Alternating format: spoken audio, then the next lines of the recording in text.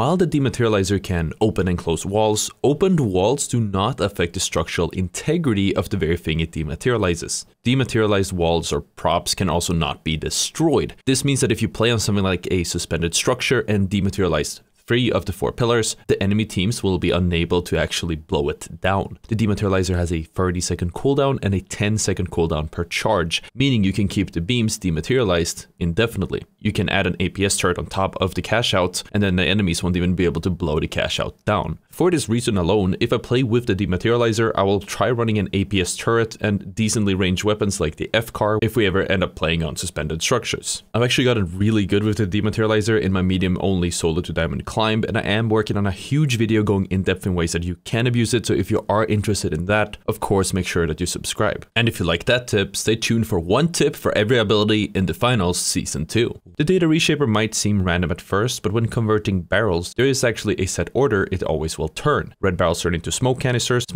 turn into goo canisters turn into orange barrels turn into gas canisters, and the gas canister turn into red. Props will always turn into barrels, though which ones they turn into seems completely random, or maybe it's up per prop and there's no point in learning all of those. And enemy gadgets will always turn into props. Generally speaking, the anti-gravity cube isn't that useful, but it can be the perfect choice if you're going for a last-minute cash-out steal, assuming your enemies are playing on the high ground above you. Throw all your bubbles on point, put your shield up, and then drop the anti-gravity cube. Your teammates will be able to steal the point without anyone dropping in from the high ground to kill them. The light portal can pick up vaults, so if you place the portal right on top of a vault that's being unlocked, the second that it does unlock, it will take the portal and go to the other side. You can use this to steal vaults that you aren't sure that you will get, or you can place a portal on a vault, start opening it, and then make that exit portal up to 70 meters away to save some time. Oh my god, it's genius!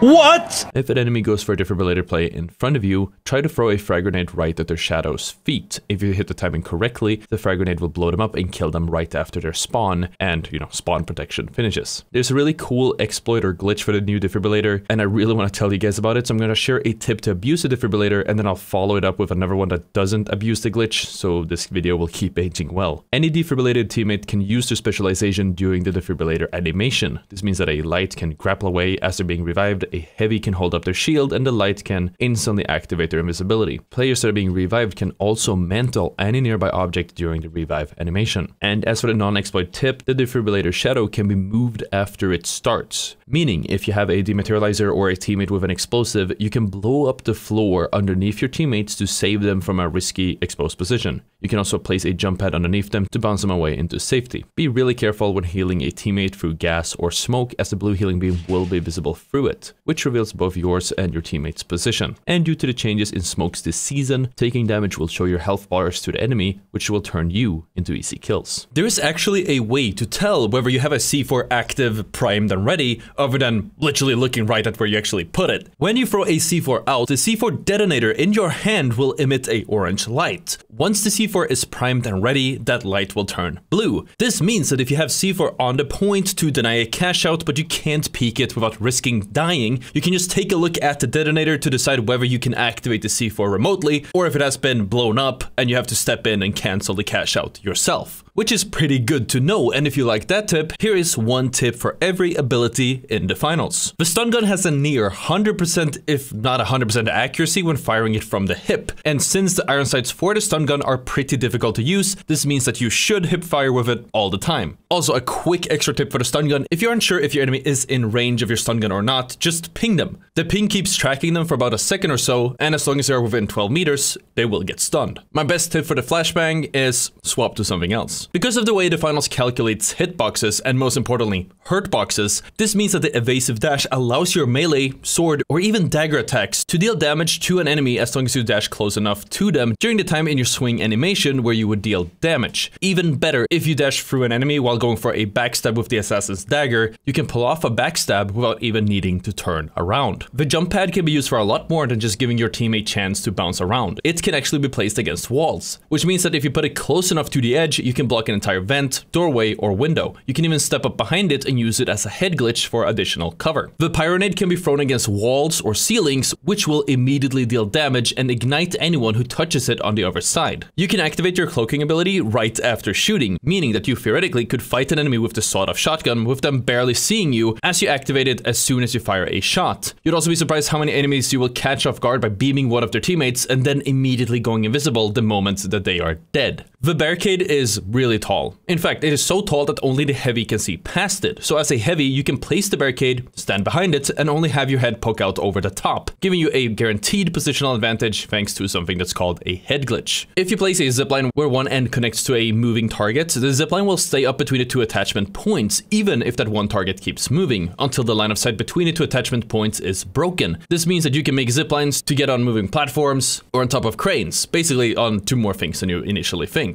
The explosive mine on its own doesn't really pack enough damage to secure a kill, but if you put two explosive mines either on top of each other or close enough where one of them exploding will set off a chain reaction and detonate the other, you can easily deal over 280 damage in one explosion, which one-shot lights and mediums. The sonar from the sonar grenade goes through walls, so in more cases than not, you're better off throwing it near a wall or other obstacles to give you information on the other side, since throwing it right on top of a team gives them a chance to glitch it or get out of the way. And why would you need information on a team that's right in front of you? The Guardian turret takes 4 seconds before it's activated after it has been placed, so if you use it mid-fight, odds are it will get destroyed before it even activates. But if you place the turret inside of a building, behind a door, and then open the door after those 4 initial seconds are up, you'll get the element of surprise on your enemy and free damage from the turret anyways. Since you can use the vanishing bomb on not only yourself, but also your teammates, always remember that you can throw the vanishing bomb onto a teammate who is stuck in a bad spot, or one who has to cross an open area with a lot of enemies. You'd be surprised how many lives you can save just by paying attention to your teammates. The main strength of the charge and slam will be countering enemy heavies and barriers. The slam, which you get from activating the charge and slam after charging, or when activating it mid-air, will deal damage to any enemies in range, even if they're behind shields. If the enemy is behind shields, all you need to do is have your slam go through the shields to actually deal damage to him. There's a lot of tips I want to give about the breach charge, because whenever I play and stream on twitch.tv/Ottr, you guys always ask,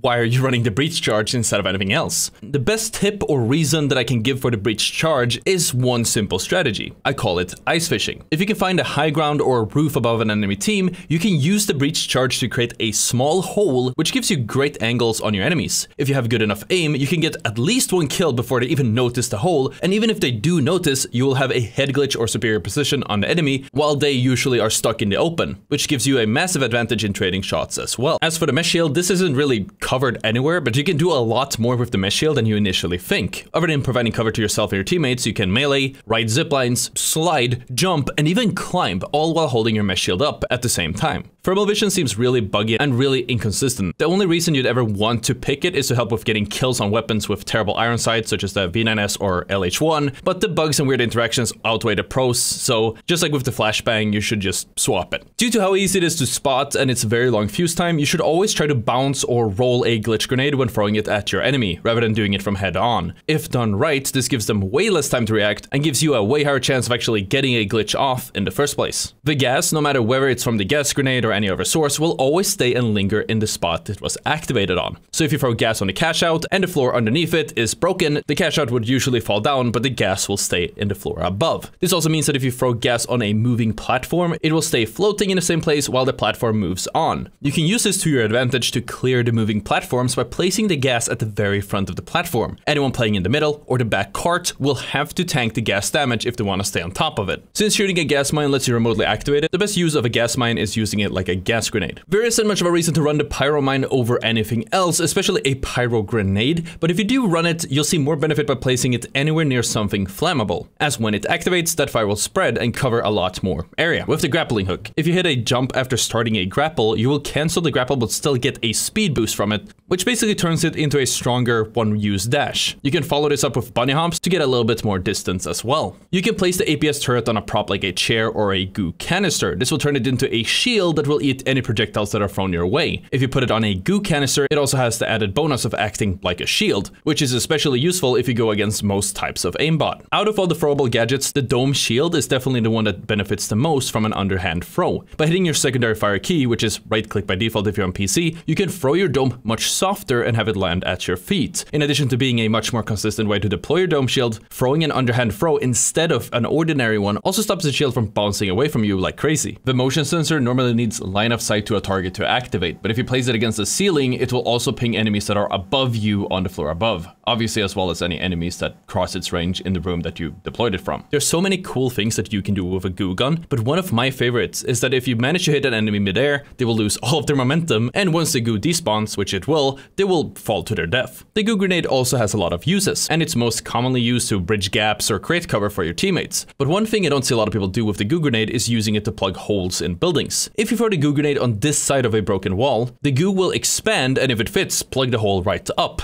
The same technique works, and it's even more effective for plugging holes in floors or ceilings, since it will be way harder for the enemy to actually get rid of the goo. The glitch trap is generally considered pretty bad, but if you use it aggressively, it has some uses. One way of doing that is what I would like to call the insta-glitch technique. If you look upwards-ish and then throw the glitch trap followed by a well-timed melee attack, you will instantly activate the trap, glitching you and any nearby enemies in the process. If you're running a weapon like, say, the 1887, you'll be able to tear through the defenseless enemies in no time. Contrary to what its animation tells you, the tracking dart is completely hit scan, at least up to 100 meters. As such, if you aim right where your enemy is, without leading your shot or adjusting for any type of bullet drop, you will hit the scan. As many should know by now, smoke stops fire. So you can use the smoke grenade to put out any fires that you want. What not as many people know is that smoke also prevents fires, so if you throw a smoke grenade in, let's say, a gas cloud, this would stop any fire from igniting and evaporating the gas like it normally would. And finally, the RPG has an incredibly high self-damage multiplier, which means that despite it only doing 140 damage to an enemy, it can instantly deal enough damage to take you out in one shot. So if a target is all up in your face, closer than a meter, make sure to swap off of the RPG or you will blow both of you up. If you haven't dealt any damage, no matter who you are RPGing, even a light, you'll just blow yourself up and look stupid. That being said, if you do end up challenging a light at melee range and you know that you're going to die, make sure to start a melee about a millisecond before shooting your RPG. As such, the RPG plus melee damage will be enough to kill them anyways. And that was one tip for every ability in the finals. If you guys enjoyed the video, make sure to hit the subscribe, make sure to check out r/auto submissions with your best tips, and of course, thank you for watching, and I'll see you all next time. Peace out.